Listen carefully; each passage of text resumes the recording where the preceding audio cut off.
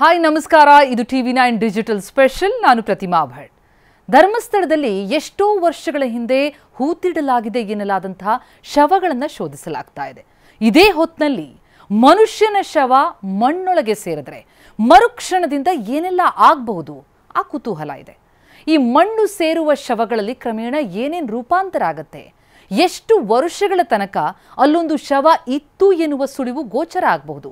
ವಿಧಿವಿಜ್ಞಾನ ತಜ್ಞರು ಈ ಬಗ್ಗೆ ಸಾಕಷ್ಟು ಸಂಶೋಧನೆಗಳನ್ನು ನಡೆಸಿದ್ದಾರೆ. ಇದೆಲ್ಲವೂ ಕೂಡ ಬಹಳ ಕುತೂಹಲ ಹುಟ್ಟಿಸ್ತಾ ಇದೆ. ಈ ಬಗ್ಗೆ ನಡೆದಂತಹ ಸಂಶೋಧನೆಗಳು ಹಾಗಿದ್ರೆ ಹೇಳೋದೇನು? ಮನುಷ್ಯನ ಶವವನ್ನು ಹೂತು ಹಾಕಿದ ನಂತರ ಅದರಲ್ಲಾಗುವಂತಹ ಬದಲಾವಣೆಗಳನ್ನು ಗಂಟೆಗಳಿಂದ ಹಿಡಿದು ಸಾವಿರಾರು ವರ್ಷಗಳವರೆಗೆ ವಿಜ್ಞಾನಿಗಳು ಗುರುತಿಸಿದ್ದಾರೆ. ಆ ಬಗ್ಗೆ ವೆರಿ ಇಂಟ್ರೆಸ್ಟಿಂಗ್ ಆದಂತಹ ಮಾಹಿತಿಯನ್ನು ಹಂಚಿಕೊಳ್ತಾ ಹೋಗ್ತೀನಿ.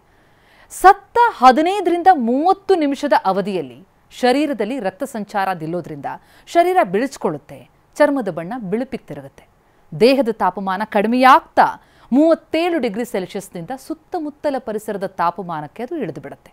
ಆದಮೇಲೆ ಸತ್ತ 1ರಿಂದ 12 ಗಂಟೆಯ ಅವಧಿಯಲ್ಲಿ ಶವದ ಈ ಮಾಂಸಖಂಡಗಳಿದೆಯಲ್ಲ ಅದೆಲ್ಲ ಗಟ್ಟಿಯಾಗ್ತಾ ಹೋಗುತ್ತೆ. ಮೊದಲು ಮುಖದ ಸ್ನಾಯು, ನಂತರ ದೊಡ್ಡ ಸ್ನಾಯುಗಳು, ಆಮೇಲೆ ಹೃದಯದ ಸ್ನಾಯುಗಳು, ಇವೆಲ್ಲ ಗಟ್ಟಿಯಾಗ್ತಾ ಹೋಗುತ್ತೆ.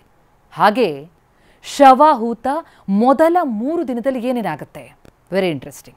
1ರಿಂದ 3 ದಿನದ ಸಮಯದಲ್ಲಿ ಶರೀರದ ಕೋಶಗಳು ತಮ್ಮನ್ನು ತಾವೇ ನಾಶ ಮಾಡಿಕೊಳ್ತವೆ. ಆ ಪ್ರಕ್ರಿಯೆಗೆ ಈ ಸ್ವಯಂ ಪಚನ ಅಥವಾ ಈ ಆಟೋಲೈಸಿನ್ ಅಂತ ಹೇಳ್ತಾರೆ. ದೇಹದ ಕೋಶದೊಳಗಿನ ಎನ್ಸೈಮ್ಗಳಿದೆಯಲ್ಲ ತಮ್ಮನ್ನು ತಾವೇ ಸ್ವಯಂ ಆಗಿ ಕರಸ್ಕೊಂಡು ಬಿಡ್ತವೆ. ಅದು ಲಿವರ್, ಪ್ಯಾಂಕ್ರಿಯಾಸ್ ಮೊದಲಾದವುಗಳಲ್ಲಿ ಹೆಚ್ಚು ಸ್ಪಷ್ಟವಾಗಿ ಕಂಡುಬರುತ್ತೆ. ಇನ್ನು ಸತ್ತ ಅಥವಾ ಹೂತ 24ರಿಂದ 80 ಗಂಟೆಯ ಸಮಯ ಇದೆಯಲ್ಲ, ಆ ಸಮಯದಲ್ಲಿ ಶರೀರ ಕೊಳೆಯೋದಕ್ಕೆ ಶುರುವಾಗೋದು. ಶರೀರದಲ್ಲಿರುವಂತಹ ಬ್ಯಾಕ್ಟೀರಿಯಾದ ಕ್ರಿಯೆಯಿಂದ ಹೊಟ್ಟೆ ಕೆಳಭಾಗದಲ್ಲಿ ಹಸಿರು ಬಣ್ಣ ಗೋಚರಿಸುತ್ತೆ. ಆಗ ಉಂಟಾಗುವಂತಹ ಅನಿಲಗಳಿಂದ ಅಲ್ಲಲ್ಲಿ ಚರ್ಮದ ಮೇಲೆ ನೀರಿನ ಗುಳ್ಳೆ ಉಂಟಾಗುತ್ತೆ, ಚರ್ಮ ಸಡಿಲವಾಗಿ ಕಿತ್ತು ಬಂದ್ಬಿಡುತ್ತೆ. ನಂತರ ದೇಹ ಊದ್ಕೊಳ್ಳೋದಕ್ಕೆ ಆರಂಭಿಸುತ್ತೆ. ಕಣ್ಣು, ನಾಲಿಗೆ ಹೊರಬರುವಿಕೆ, ಬಾಯಿ ಮತ್ತು ಮೂಗಿನಿಂದ ರಕ್ತ ಮಿಶ್ರಿತ ದ್ರವ ಸ್ರವಿಸುತ್ತೆ. ಇನ್ನು ಈ 3 ದಿನದಿಂದ 1 ತಿಂಗಳು ಆ ಸಮಯದಲ್ಲಿ ಅಂಗಾಂಗಗಳು ಸಂಪೂರ್ಣವಾಗಿ ಕೊಳೆಯೋದಕ್ಕೆ ತೊಡಗಿ ಮೃದುವಾಗ್ಬಿಡತ್ತೆ.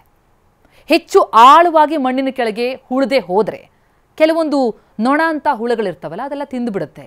ಆ ಬೆಳವಣಿಗೆಯನ್ನು ಆಧರಿಸಿ ಎಷ್ಟು ಸಮಯದ ಹಿಂದೆ ವ್ಯಕ್ತಿ ಮರಣ ಹೊಂದಿರಬಹುದು ಅದನ್ನು ಸುಲಭವಾಗಿ ಅಂದಾಜಿಸಬಹುದು. 1 ತಿಂಗಳ ನಂತರ ಆ ಹಂತದಲ್ಲಿ ಶವ ಎಲುಬಾಗೋ ಪ್ರಕ್ರಿಯೆಗೆ ತನ್ನನ್ನು ಒಡ್ಕೊಳ್ಳುತ್ತೆ. ಆ ನಂತರದ ಸಮಯದಲ್ಲಿ ಕಾಲು ಕೈಯಲ್ಲಿನ ಅಂಗಾಂಗಗಳು ಮಾಂಸವನ್ನು ಕಳೆದುಕೊಳ್ಳುತ್ತವೆ. ಆದರೆ ಈ ಮಣ್ಣಿನ ಒಳಗೆ ಈ ಗಾಳಿ ಓಡಾಡಿದಂತಹ ಪರಿಸರ ಇರುತ್ತೆ, ತಂಪು ವಾತಾವರಣ ಇರುತ್ತಲ್ಲ, ಅಂಥಲ್ಲಿ ಈ ಕ್ರಿಯೆ ಸ್ವಲ್ಪ ನಿಧಾನ ಆಗುತ್ತೆ. ನೆಲದಲ್ಲಿನ ಆಳ ಅಂದರೆ ಎಷ್ಟು ಆಳಕ್ಕೆ ಹೋಗ್ದಿದ್ದಾರೆ ಅಥವಾ ಎಷ್ಟು ಆಳಕ್ಕೆ ಹೋಗಿದೆ ಅದೂ ಕೂಡ ಇದರಲ್ಲಿ ಮುಖ್ಯ ಪಾತ್ರ ವಹಿಸುತ್ತೆ.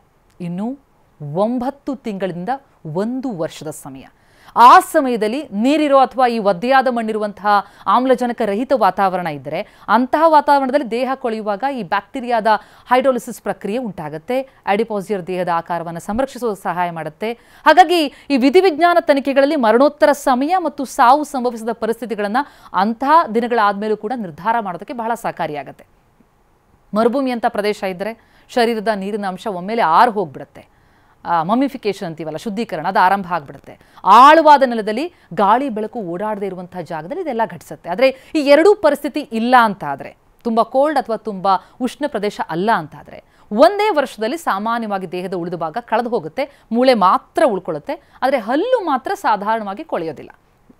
ಇನ್ನು 1ರಿಂದ 10 ವರ್ಷದ ಸಮಯ, ಶವವನ್ನು ಮಣ್ಣಲ್ಲೇನಾದರೂ ಸರಿಯಾಗಿ ಮುಚ್ಚದೇ ಹೋದರೆ ಶರೀರದ ಎಲುಬುಗಳು ಬಿರುಕ್ಕೊಂಡು ಬಿಳುಪು ಸುಣ್ಣದ ಚಿಪ್ಪಿನಂತಾಗಿ ನಾಶ ಆಗೋದಕ್ಕೆ ಸಾಧ್ಯ ಆಗುತ್ತೆ. ನೆಲದ ರಾಸಾಯನಿಕತೆಗೆ ಅನುಗುಣವಾಗಿ ಈ ತೇವಪೂರ್ಣ ಆ ನೆಲದಲ್ಲಿದ್ದರೆ 10ರಿಂದ 50 ವರ್ಷಗಳ ಎಲುಬು ಸಂಪೂರ್ಣ ಕರಗಿಬಿಡುತ್ತೆ.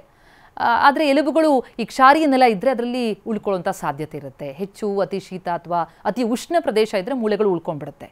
ನೆಲದ ಮೇಲೆ ಇರುವಂತಹ ಮೂಳೆ 50ರಿಂದ 100 ವರ್ಷದಲ್ಲಿ ಸಂಪೂರ್ಣ ಹುಡಿಯಾಗುತ್ತೆ. ಆದರೆ ಕೆಲವೊಮ್ಮೆ ಕೆಲ ರಾಸಾಯನಿಕಗಳು ಮೂಳೆಯಲ್ಲಿ ಸೇರಿದ್ರೆ ಆಗ ಪಾಳಿಗೊಳಿಕೆ ಆಗ್ಬೋದು, ಅಂದರೆ ಫಾಸಿಲ್ಸ್. ಇನ್ನು 100ರಿಂದ 1000 ವರ್ಷ ಹಳೇ ಶವದಲ್ಲಿರುವ ಎಲುಬಿನಲ್ಲಿ ಜೈವಿಕ ಅಂಶ ಇದೆಯಲ್ಲ, ಕೊಲೆಜಿನ್, DNA ನಾಶ ಆಗಿಬಿಡುತ್ತೆ, ಸಣ್ಣ ತುಂಡಾಗಿ ವಿಂಗಡಣೆ ಆಗುತ್ತೆ. ಕೆಲವು ಶಿಲೆಗಳಂತಾದಂಥ ಅಂಗದಲ್ಲಿ DNA ಉಳಿಯುವಂಥ ಸಾಧ್ಯತೆ ಇದೆ. ಆದರೆ 1000 ವರ್ಷಗಳ ನಂತರ ಮಾತ್ರ ಶವದ ಕುರುಹುಗಳು ಸಂಪೂರ್ಣ ನಾಶ ಆಗಿಬಿಡುತ್ತೆ.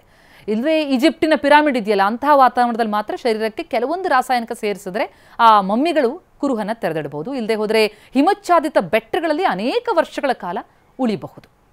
ಹಾಗಾಗಿ ಈ ಎಲ್ಲ ಅಂಶಗಳನ್ನು ಸಂಶೋಧನೆಯ ಮೂಲಕ ನಾವು ತಾಸಿನ ಲೆಕ್ಕದಿಂದ 1000 ವರ್ಷಗಳ ಒಳಗೆ ಗಮನಿಸಿದ್ವಿ. ಹಾಗಿದ್ರೆ ಈ ಧರ್ಮಸ್ಥಳದ ಪ್ರಕರಣದಲ್ಲಿ 15-20 ವರ್ಷದ ಹಿಂದೆ ಹೂತಂತಹ ಹೆಣಗಳಲ್ಲಿ ಆ ಅಸ್ಥಿಪಂಜರಗಳ ಲಭ್ಯ ಆದಂತಹ ಸಂದರ್ಭದಲ್ಲಿ ಏನೇನು ಪತ್ತೆ ಆಗ್ಬೋದು? ಕುತೂಹಲವಂತೂ ಖಂಡಿತ ಇದೆ. ನಮಸ್ಕಾರ.